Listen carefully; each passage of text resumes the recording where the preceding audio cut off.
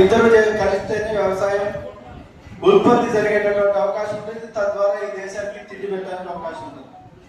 అటువంటి ముఖ్యమైనటువంటి ఉత్పత్తి రంగంలో ఉన్నటువంటి వ్యవసాయాన్ని ఇవాళ నరేంద్ర మోడీ దెబ్బతీస్తున్నటువంటి పరిస్థితి ఉంది. దాంట్లో ఇవాళ విదేశీ వాణిజ్య ఒప్పందాల పేరుతోటి ఈ దేశంలో పత్తి పండేటటువంటి పత్తి పంటని పూర్తిగా దెబ్బతీసేటటువంటి చర్యలు తీసుకోవడం, పత్తి మీద ఉన్నటువంటి 11% ట్యాక్స్ ని ఎత్తేయటం, విదేశీ పత్తిలు మన దేశానికి రప్పించడం, ఇటువంటి ముఖ్యమైనటువంటి నిర్ణయాలు చేసినటువంటి పద్ధతికి ఈ రోజు వ్యవసాయం దెబ్బతినే పరిస్థితి ఉంటుంది.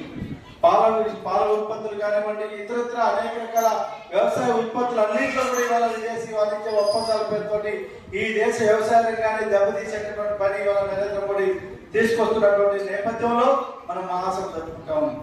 అందుకనే నరేంద్ర మోడీ యొక్క విధానాలు వెనక్కి తిప్పుకోవాలి, తీసేసుకోవాలి. ఈ వ్యవసాయ రంగాన్ని రక్షించాలి. వ్యవసాయ రంగం రక్షించబడితేనే ఈ దేశ భవిష్యత్తు ఉంటుంది అనేటటువంటి ఒకే ఒక నినాదంతో మనం మహాసభ ముందుకు పోవాలని చెప్పేసి మీ అందరినీ కోరుకుంటున్నాం. ఈ రోజు వ్యవసాయ కార్మికులు, రైతులు, దీనికి తోడు